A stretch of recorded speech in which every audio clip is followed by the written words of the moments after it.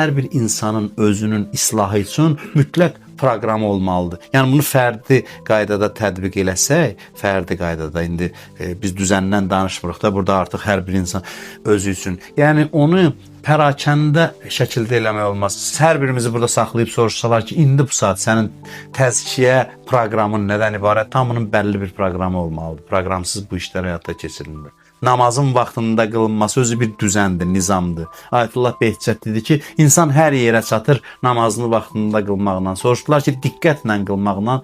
Buyurdu ki, xeyr, sadəcə vaxtında qılsın, bir il vaxtında qılsın, o diqqət sonraki mərhələdir. Yəni, nizam bu qədər önəmlidir, başa düşürsünüz.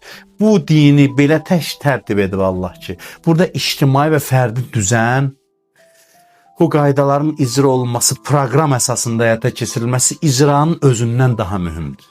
Başa düşürsünüz? O əməlləri etməkdən daha mühüm onu proqramlı şəkildə etməkdir və bu proqramı ictimai anlamda bunu bərqərar etmək üçün Peyğəmbər faktiki olaraq dövlət qurur Mədinədə və özü də o dövlətin başında dayanır. Deməli, təzkiyə biz həmişə onu əxlaqi bir kateqoriya bilirdik, amma təzkiyə ictimai təməllər üzərində qurulan təmizlənmədir ki, Peyğəmbər bu vasitə ilə cəmiyyəti islah edə bilərdi. Bugünkü dərsimiz bu qədər.